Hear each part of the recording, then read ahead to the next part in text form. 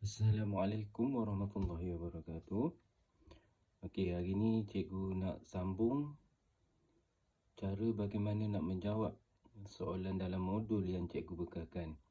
Okey, untuk hari ni cikgu akan ceritakan bagaimana kita nak menjawab soalan yang mengandungi pemboleh ubah dan juga membuat hipotesis. Okey. Okey, kita tengok soalan nombor 10. Dalam soalan nombor 10 ni, dia nak pemboleh ubah, ada 3 pemboleh ubah dan juga hipotesis. Okey, hipotesis ni, hubungan ni adalah hipotesis. Okey. Sebelum tu, kita akan cari pemboleh ubah dahulu. Okey, yang pertama adalah pemboleh ubah dimanipulasikan. Okey. Pemboleh ubah dimanipulasi ni, kita tengok dalam eksperimen ni, apa yang digunakan tidak sama. Apa yang tidak sama? Kalau kita tengok, semua ni ada gelang getah. Ada 3 gelang getah. Tapi, setiap gelang getah ni apa yang tidak sama? Nampak? Ada 3 gelang getah. Apa yang kamu nampak? Okey, tapi kat bawah ni, dia dah beritahu.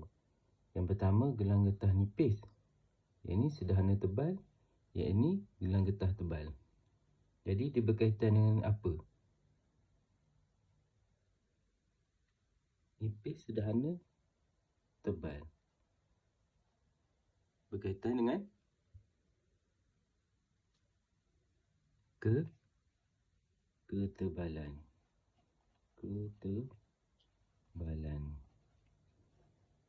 Okey. Ketebalan gelang getah. Okey, jadi kat sini yang tidak sama adalah ketebalan gelang getah.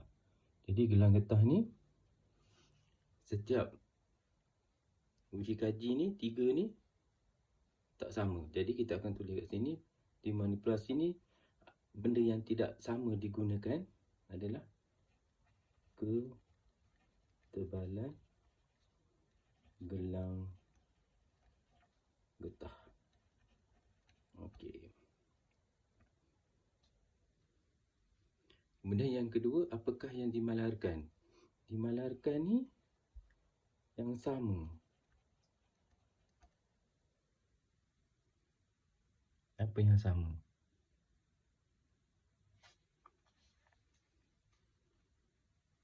Kamu rasa apa yang sama kat sini?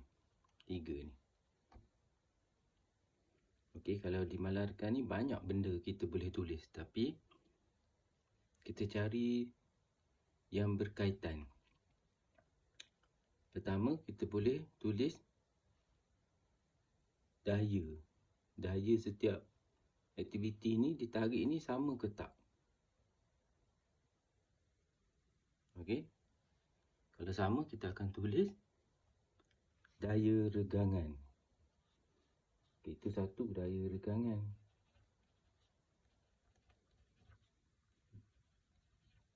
Benda yang sama. Lagi apa lagi yang boleh buat? Berkaitan dengan gelang getah. Saiz gelang getah. Lagi diameter gelang getah. Ada 3 jawapan kat sini yang boleh kita terima. Okey, nyatakan perkara yang bergerak balas dalam penyiasatan ini. Bergerak balas ni biasanya adalah hasil eksperimen. Apa yang dalam eksperimen tu dia buat, dia nak tengok tentang apa. Kamu tengok kat sini. Yang ni dia boleh tarik panjang. Yang ni kurang sikit, yang ni paling kurang. Jadi berkaitan dengan jarak.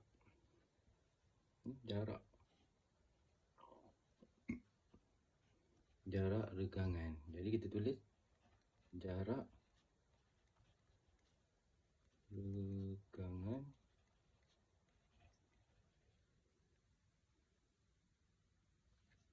gelang getah.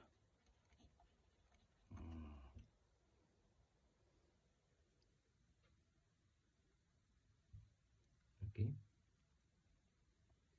Jadi seterusnya kita akan buat hubungan. Hubungan ni macam cikgu cerita sebelum ni, semakin. Mesti guna perkataan semakin. Semakin apa berkaitan dengan pemboleh ubah dimanipulasi ni? Okay, kita tulis dimanipulasi tadi adalah ketebalan gelang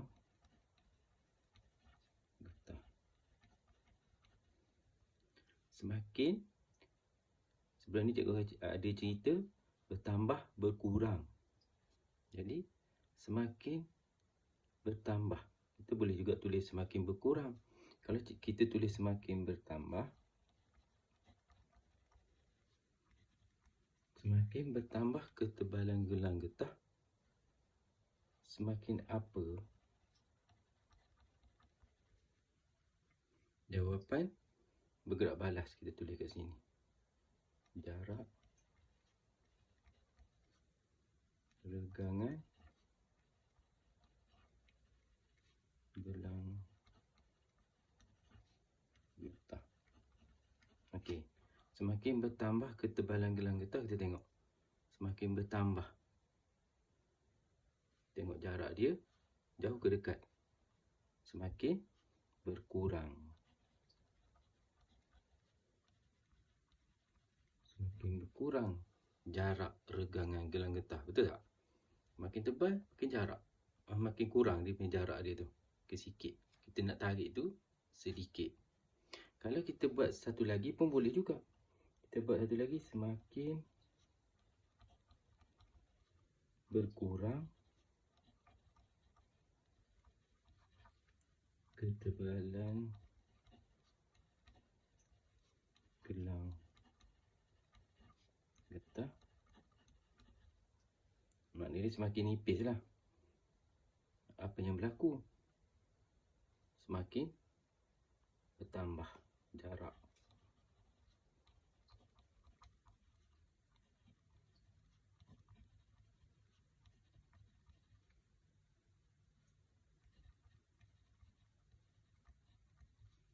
Regangan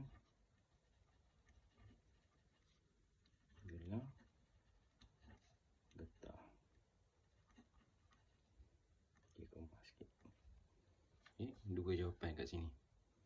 Kalau nak buat bertambah ke atas, dia akan jadi berkurang. Kalau semakin berkurang, dia akan jadi bertambah jarak dia.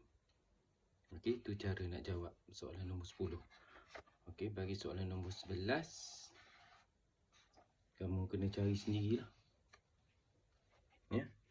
Nombor 11, kamu kena cari sendiri mana jawapan dia.